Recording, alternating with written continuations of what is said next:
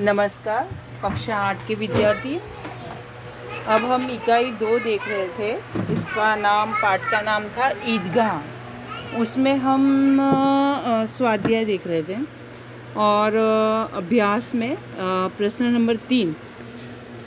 तो यहाँ पर प्रश्न नंबर 3 है, निम्नलिखित परिच्छेद को पढ़कर नीचे दिए प्रश्नों के उत्तर दीजिए। मतलब हमें उन्हें लिखना भी है। तो परिच्छेद इस प्रकार है,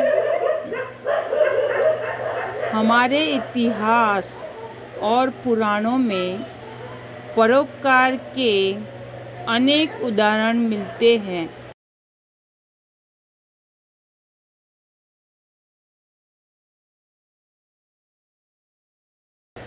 असुरों के संहार के लिए अपना शरीर त्याग दिया। राजा शिबी ने कबूतर के प्राण की रक्षा के लिए अंगदान किए। महर्षि दयानंद ने विष मिलाकर प्राण लेने वाले अपने रसोइये जगन्नाथ के प्राणों की रक्षा धन देकर की।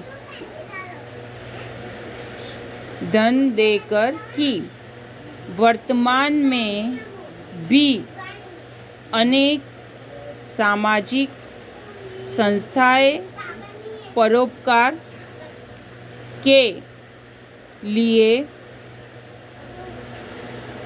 अपना धन और समय भारतीय समाज को दे रही है। भारतीय समाज में युगों से परोपकार की सुरसरिता प्रवाहित होती आई है। यहाँ ऋषि मुनियों ने यही सीख दी है कि निराश्रितों,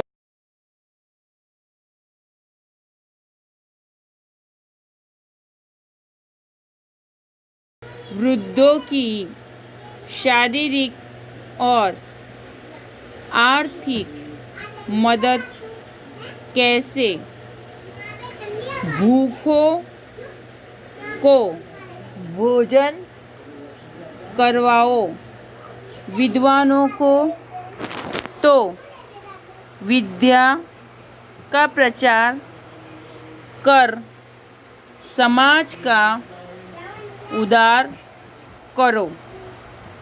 यहाँ सदा सबकी भलाई में ही अपनी भलाई मानी जाती रही है। संसार के सभी धर्मों का मूल परोपकार है। किसी भी संत महात्मा ने इसके बिना मनुष्य जीवन को सार्थक नहीं माना। लोग परोपकार के लिए ही औषधालय, गौशालाएं और धर्मशालाएं बनवाते हैं। सभी अपनी सामर्थ्य और शक्ति के अनुसार परोपकार करते रहे तो समाज एवं देश की उन्नति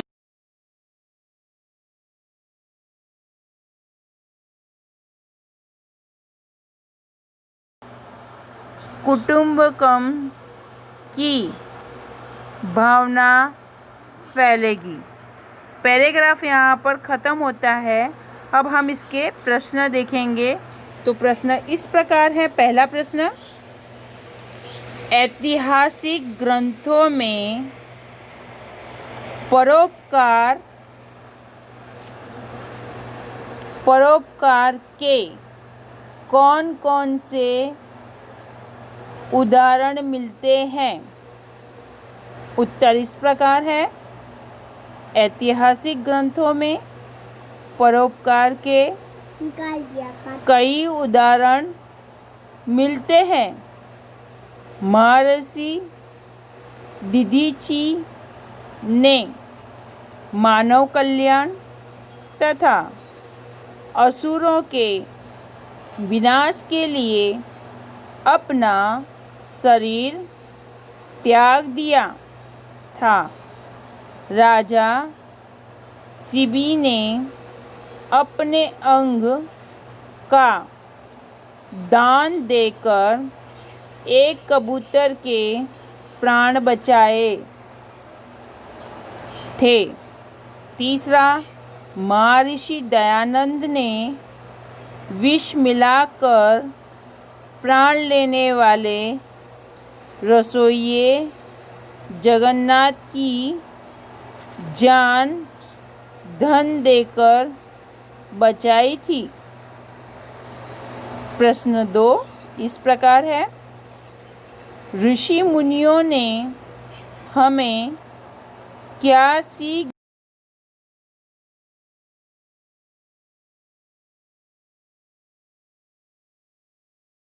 ने हमें सीख दी है कि निराश्रितों मतलब बेघरों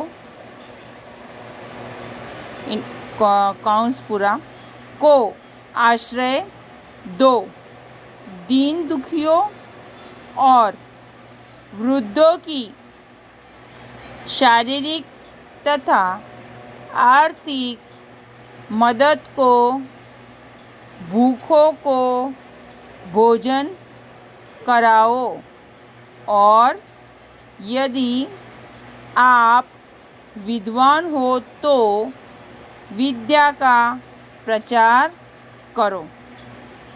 प्रश्न नंबर 3 इस प्रकार है। देश एवं समाज की उन्नति किस प्रकार होगी? उत्तर इस प्रकार है। यदि सभी लोग अपने सामर्थ्य और शक्ति के अनुसार परोपकार करते रहें तो देश और समाज की उन्नति होगी। प्रश्न नंबर 4, विलोम शब्द लिखिए। आश्रित और दूसरा है अवनति। तो आश्रित का होगा विलोम, अनाश्रित। अवनति का होगा उन्नति। प्रश्न नंबर 5, परिच्छेद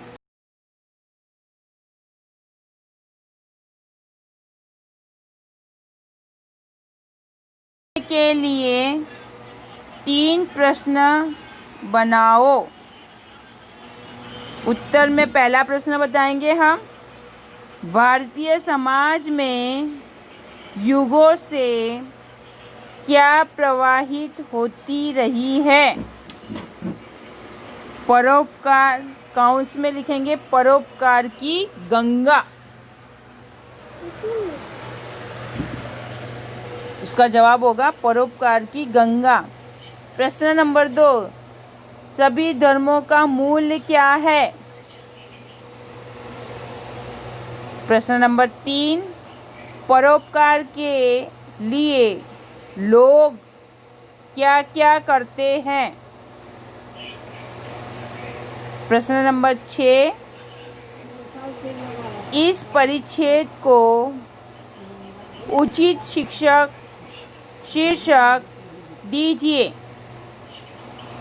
उत्तर इस प्रकार है। उचित शीर्षक परोपकार की महिमा। प्रश्न नंबर 4, तुम भी हामिद की तरह किसी न किसी मेले में गए होंगे। वहाँ तुमने क्या क्या खरीदा और क्यों? तो उत्तर इस प्रकार लिखेंगे हम।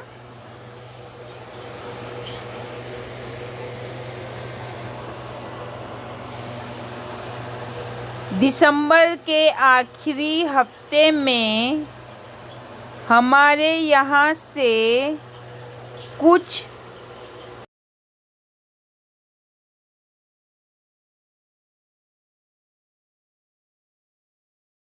इसे भवानी मेला कहते हैं। पिछली बार मैं भी अपने मित्र के साथ इस मेले में गया था। मेले में तरह तरह की चीज़ों की दुकानें थीं। समझ में नहीं आ रहा था कि क्या लूं, क्या ना लूं। मेरे पास ज़्यादा रुपये नहीं थे, इसलिए सोचा कि ज़रूरत की चीज़ें ही लूं। मेरे पास लिखने के लिए अच्छा पेन नहीं था। दुकानदार के भरोसा दिलाने पर मैंने एक पेन खरीदा। ठंडी के दिनों में दादाजी के कानों में ठंडी हवा लगती थी। उसके लिए मैंने ग्लूबंद खरीदा। छोटी बहन के लिए गुड़िया खरीदी। मेरे मित्र ने भी अपनी ज़रूरत की चीज़ें खरीदी। शाम को हम घर लौट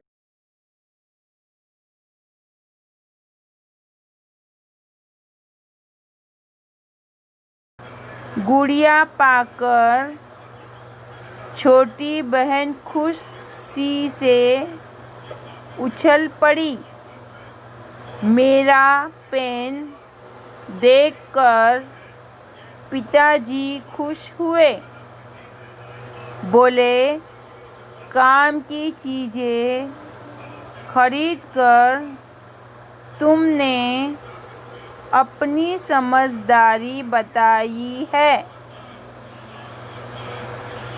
आगे का प्रश्न नंबर 5, यदि तुम्हें मेले से अपनी दादी के लिए कुछ खरीदना हो तो क्या खरीदोगे और क्यों? उत्तर इस प्रकार है।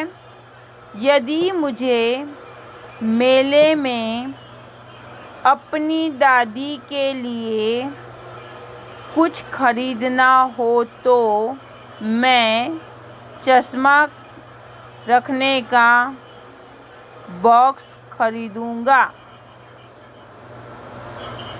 दादी ने कुछ दिन पहले ही नया चश्मा बनवाया है। चश्मे के साथ बॉक्स मिला था, पर एक दिन बॉक्स दादी के हाथ से गिरकर टूट गया। अब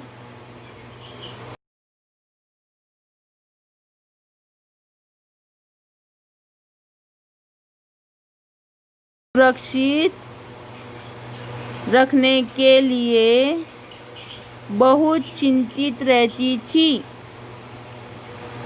पिताजी से कई बार बॉक्स लाने के लिए वे कह चुकी थी, पर वे भूल जाते या व्यस्तता के कारण ही ला पाते। इसलिए मेले में यदि अच्छा बॉक्स चश्मा घर मिलेगा तो मैं सबसे पहले वही खरीदूँगा। अपनी ज़रूरत की चीज़ पाकर दादी बेहद खुश होंगी और मुझे दिल खोलकर आशीर्वाद देंगी। नमस्कार विद्यार्थी मित्रों, यहाँ तक ही है आपका अभ्यास पूरा होता है। अगले पीरियड में हम स्वाध्याय करेंगे, पर आपको ये सारी चीज़ें हिंदी की नोटबुक जो आपने बनाई है उसमें आपको लिखना है। जब हम अगले पीरियड में आपको आगे का जब